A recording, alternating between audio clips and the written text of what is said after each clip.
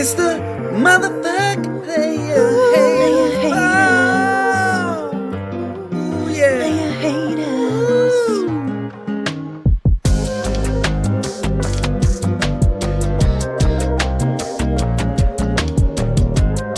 Well, hello there, everybody, and welcome into Player Haters Ball podcast. I do apologize if I seem a little tired. I'm a little tired. I don't know why. I thought I slept pretty well last night. I probably could use one more cup of coffee. Real quick, can't start this show on a Monday without mentioning two things. Number one, happy birthday, Ashton. You young buck, 16 years old. I think I speak for all of us men in here. It's time to get a job. So, okay, even though you're in, 10th grade, I guess it is. So what, man? You can bag some groceries. You can work at McDonald's. There's a lot of new businesses that have opened up just right around the corner from where you're at that you can walk your happy feet. So, anyways, happy birthday, kid. Welcome to 16. It's time to grow up. Speaking of that, number two, the other thing, growing up, Father's Day. All right, congratulations. We made it another Father's Day. We did it. Good job, fathers out there. Thanks to all the mothers who made us fathers. And thanks to the lovely Ray for this bad boy. Now, I think, she kind of knew I wanted it. Now, for anybody curious, whose name's on the back? Nobody's. That's right. Because the year I bought Freddie Freeman's jersey, he left and went and became a Dodger. I believe I also have, do I have Matt Olson? Yep. That's the white one. We have Matt Olson and Hank Aaron. The year she bought Hank Aaron's, he died. So I just told her, I was like, let's just stop getting names on the back of these jerseys and just get me a plain nothing on the back. So I like it. And I love the fact that it's a pullover too. And my boys went to one of the local shops here that I like to go to and got me a mystery box of a signed Braves baseball player. And I assume he did this when he was in town a couple of months ago, he being Andrew Jones. And I was pretty jelly of Eric getting a signed Andrew Jones baseball, but you have that boy. That's right. So I got to get a case for it now because I gave away a case to Eric to put his Andrew Jones baseball in. So now I got to get one for myself. So I'm sure it's on its way. Ray, did you order those? No, she forgot. It's all right. They're in the queue, so no big deal. We'll get them. We'll get that ball taken care of. So, anyways, again, I hope you guys had a great Father's Day. It's like your birthday now, because at first when you're not a dad, you got to get a gift, and now that you are a dad, you're like, all right, what am I getting? It's not about the gifts. Yes, it is. Yes, it is. No, it isn't. Yeah, it is. All right, we'll figure it out later. Anyways, let's talk about fantasy baseball. Okay, last week, again, this is now the second week where we will be circling back around. And did you get revenge on the team that you played? Looking back at week 2, I think that some people did get some revenge and some people did not. It did not bode well for them. But things for some of the matchups are a lot closer than they were in the first week that they played. So let's recap week 2 real quick. Myself and Brian, we tied that week 6-6. Shane tied Walker 5-5. Josh beat Eric 7-5. Jazz on them Tatis beat the previous owner Anthony's team 10-3. Mandalorians lost to Jason 9-2, and Ray lost to Troubleshooters 7-5. So we had two ties, bench warmers, Jazz on Tetes, uh, Torture Baseball, and Troubleshooters. Now, as I scroll down to week 13, things actually kind of, yeah. Uh, this week's a little different than last week. Not so much revenge for myself and Shane and Walker's team, myself and Brian's matchup, but a winner was actually placed. There was no ties this week.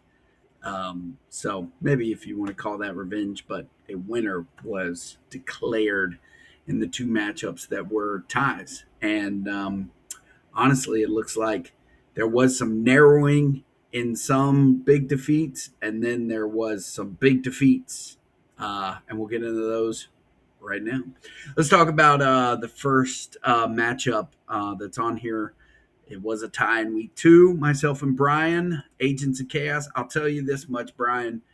I believe that one more day, if we had one more day in this matchup, the score would have been either a tie or you would have won outright. This was not a good showing by my team.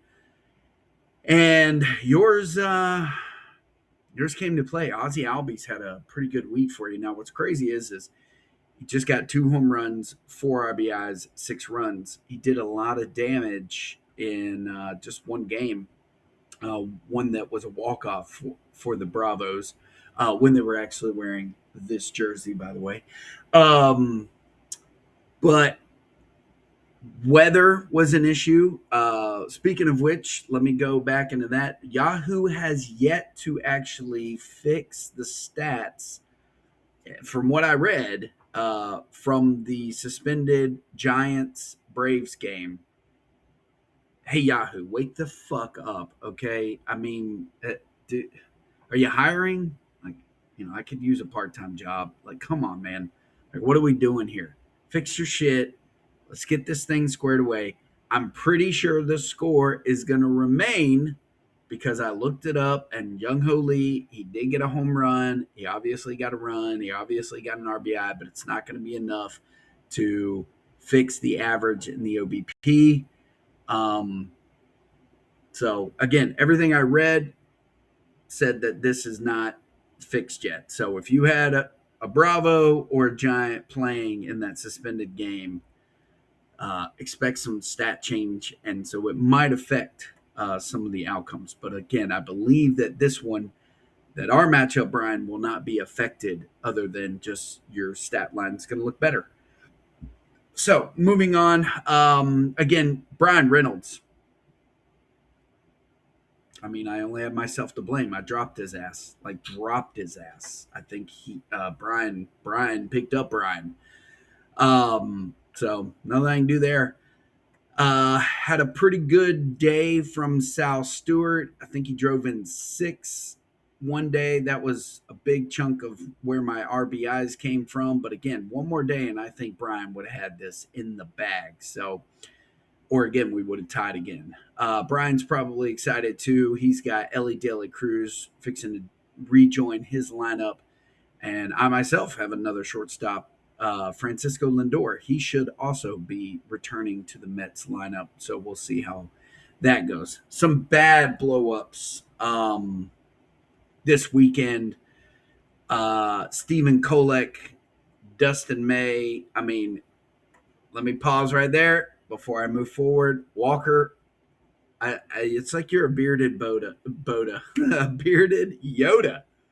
Okay, and maybe it's just baseball, but I'll point out 3 names that I distinctly remember like having really good matchups their previous outing and didn't go so well.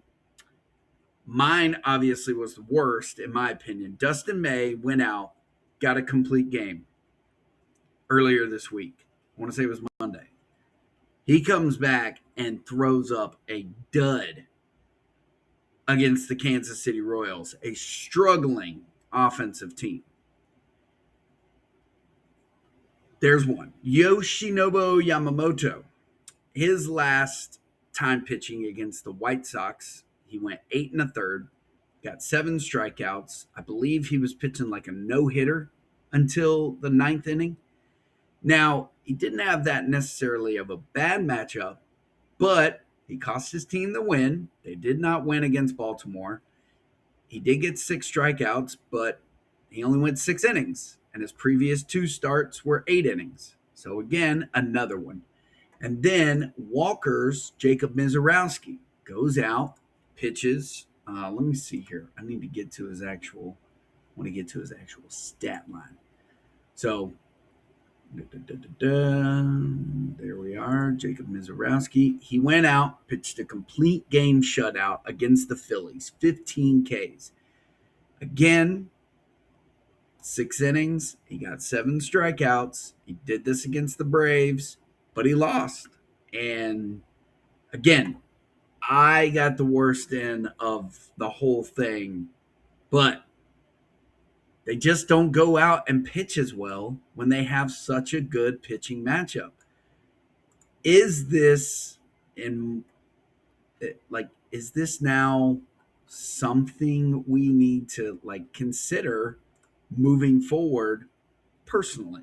Like if your pitcher goes out, here's another one. I want to say go back to Brian. So there was a matchup between myself and Jason. I picked up JT Ginn. Watched the game that night. JT Ginn goes out and pitches a complete game shutout. Now, of course, it's not giving me why does it do this? I don't understand. Sometimes Yahoo will group together all of their matchups that they've just pitched, or they give them the space out. I don't understand why they do that shit, but now I can't see what his damn stuff is. Like, whatever. His game log is what I'm looking at. So I believe that JT Ginn went out there, got that complete game shutout. I watched it, or he got the complete game, whatever, against Jason. The very next game, he goes out against the Padres, a very favorable matchup, and only goes 2 1/3, 4 strikeouts, 7.71, and he loses the game. Like, it was only a 2-0 game. I dropped him, and then he comes back and has a good matchup against the Yankees, the Cubs, not so much against Milwaukee, but then goes back and has a good matchup against Pittsburgh. Not a good one against, the Angels. So I guess he's a good on, good off type of guy. Might get 2 or 3. Anyways, I've spent way too much time not talking about the other matchups, but other things were firing off in my brain, and I just wanted to keep going with that. But going back to, is this now a recipe? Do we need to start maybe in our own worlds considering benching a pitcher? Just letting it, again, probably don't want to bench Yamamoto. He didn't do that bad. Mizorowski didn't do that bad. May, I think we all know what May is, man. Like he's never been what he should have been. Mizorowski's just having a great season, but last year wasn't the case. And Yamamoto is who he is. He's allowed to have a bad start. And JT Ginn, come on, I think we all know who he is too. So maybe it's just, the shittier pitchers. I don't know. But anyways, I was trying to prove a point with Walker might have something here. After you do a fantastic outing as a pitcher, you just don't have it. And it makes sense. Maybe 5 days and enough rest. Let's continue on. The other matchup that was a tie in week 2 that ended up deciding a victor, this was Walker versus Shane. Now, I believe that I dubbed this one the matchup of the week. Again, I am not seeing any Braves or Giants on either. Austin Riley was just recently picked up, so he was not on there. Ronald Acuna Jr. is hurt, so I'm not seeing any batting stats for these two guys. I'm not sure if Robert Suarez pitched in that game. Let's see. I'm going to use the old telephono.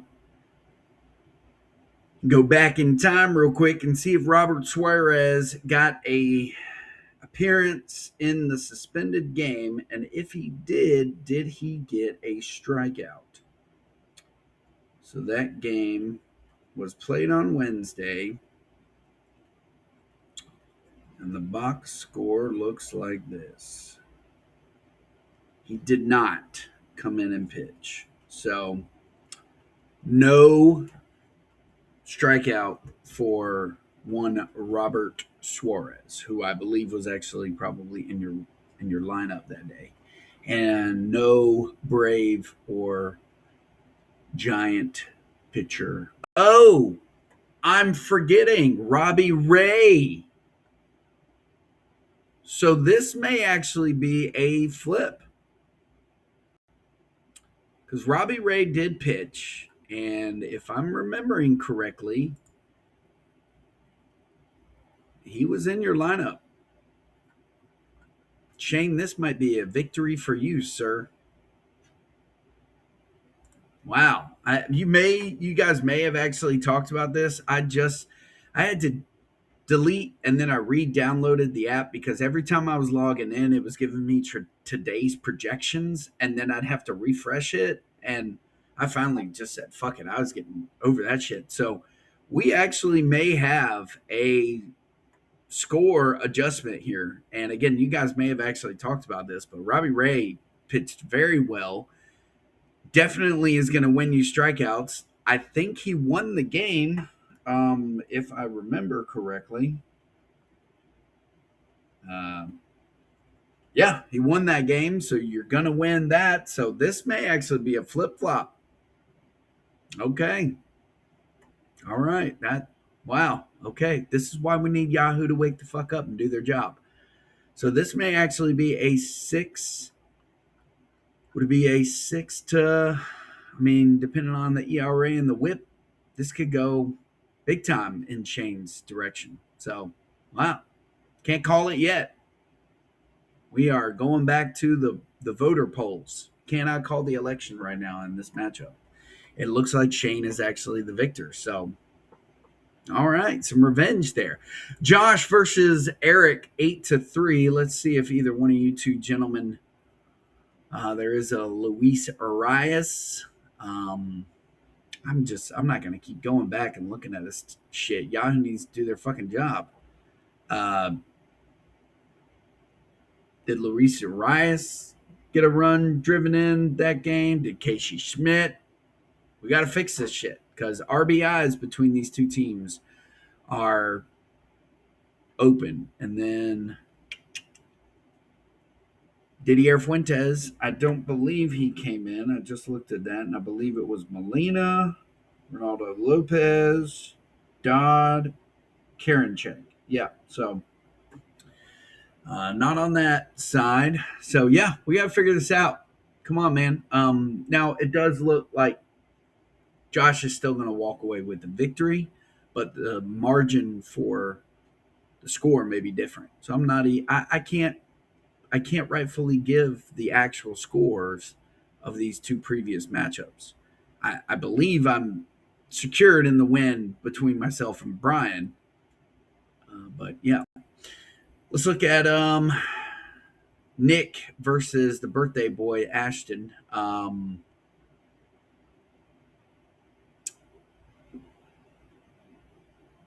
It looks like regardless, don't believe Matt Chapman did enough in that suspended game. So, in terms of pitching, not seeing anything that would have altered it. So, this looks to be an actual, just like myself and Brian, this is a 7-6 victory. This one was close. Nick needed this. He's kind of been falling out of grace, but he needed this win, and he got it. So, 7-6, very close. Not as close, not the big victory that it was for Nick in week 2. And if anything, Ashton, that just kind of speaks to you and your managerial skills. Um, just maintaining, my opinion, a stronger roster, perhaps. Definitely on the pitching side. You're welcome, kid. Bryce Harper got a cycle, the second one to get one this season. Let's talk about it real quick. I pulled it up. I did not know that baseball went with the home team scorer. I guess that makes sense. This was in Philadelphia. So the rule is that no error was committed and that there's a rule, I guess, where it's called like the runner. Hold on one second. Let me actually make sure I speak it correctly.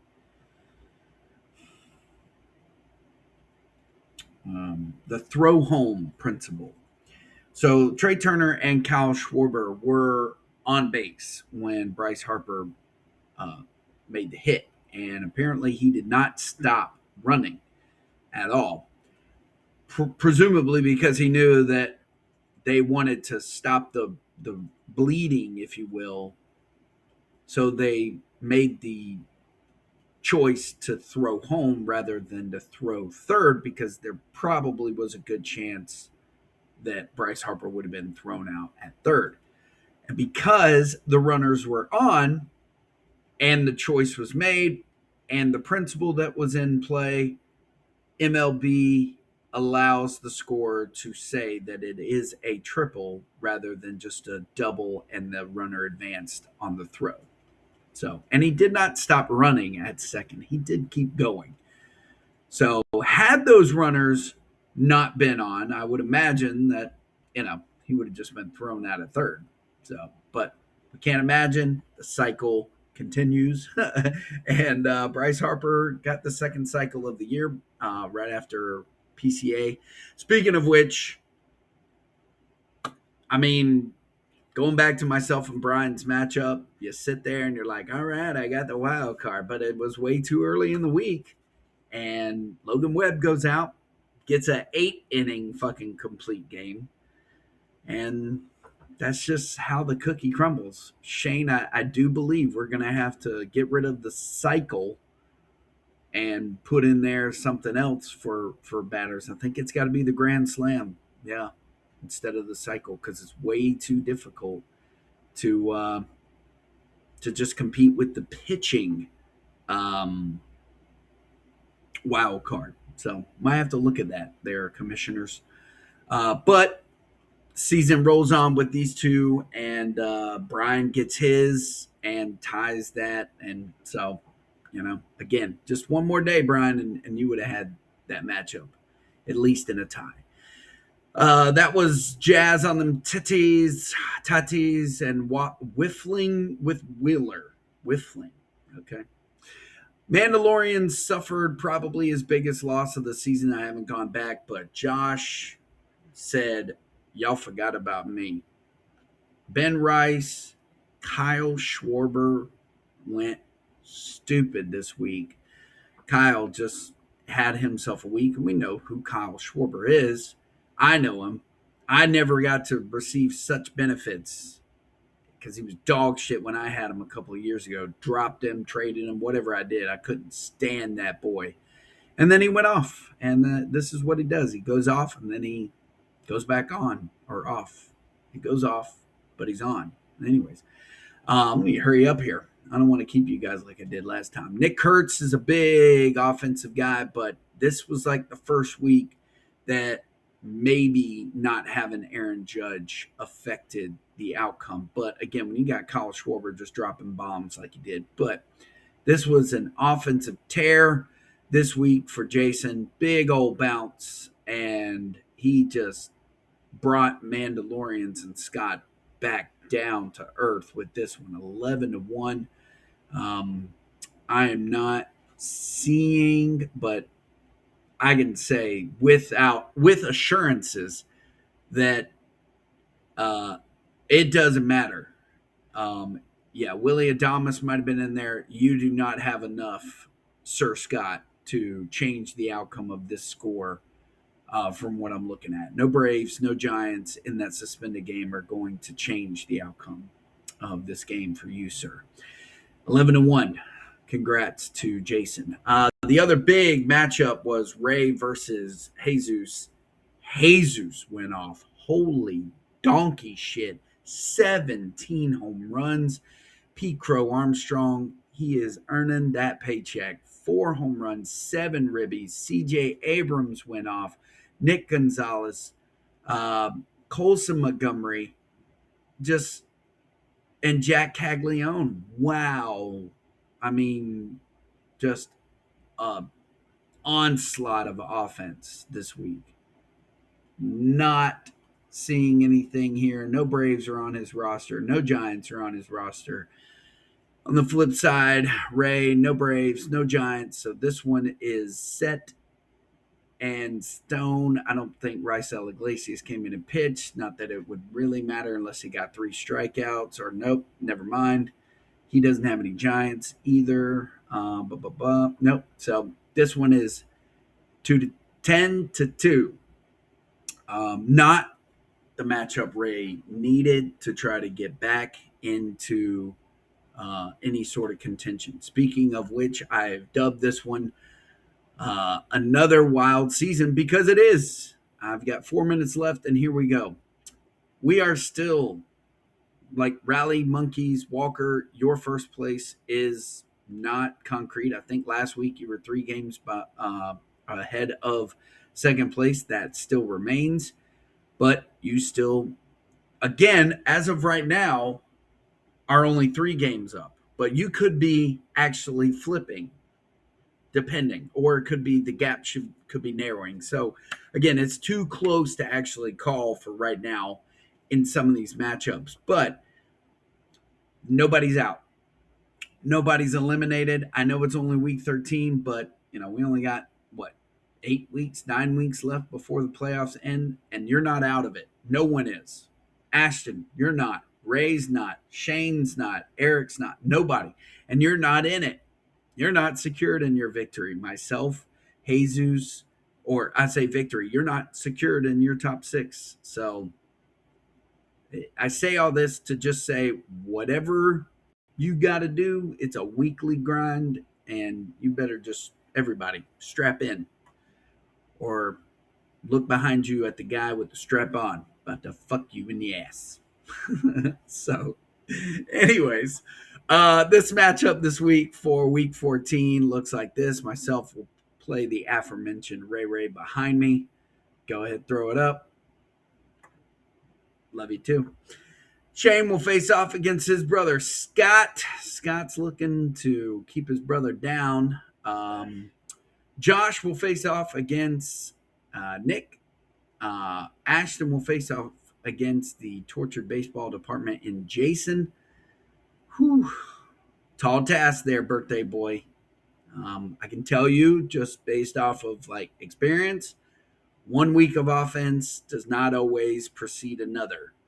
And maybe, just maybe, he blew his load last week. But then again, I don't know. He's got some talent on his team. Eric will face off against Brian. Both these two gentlemen are desperate for a big win. And Rally Monkeys will face off against Jesus. This will be interesting. Let's look at week 3 and how that went. Myself, I beat Ray 11-1. Shane lost to Scott 9-3. Benchwarmers beat Nick 6-4. Jason beat the Anthony at the time. I can't remember what week you took over, Ashton, so I need your help in recalling that. Jason beat that team 8-5. Brian beat Eric 9-3, and Rally Monkeys won by 1 point, 6-5. So, will this be a week of revenge for some of those matchups? So week 13 is in the books. No, it's not in the books actually, because Yahoo is just dragging their fucking feet on figuring out these scores. So it's not officially in the books. Stand by your man. That's the song. But week 14 is rapidly approaching. Let's say, you know what? I'm going to say the matchup between Eric and Brian. That's a matchup that I think we're going to be watching the most. And then I like Scott. Well, no. Let's talk about Brian and Eric. That's the matchup of the week. All right. Hope everybody has a good one. Again, enjoy yourselves for the rest of the day. Have a good one. Bye bye. Let me get over here. It's the motherfucking player. Hey.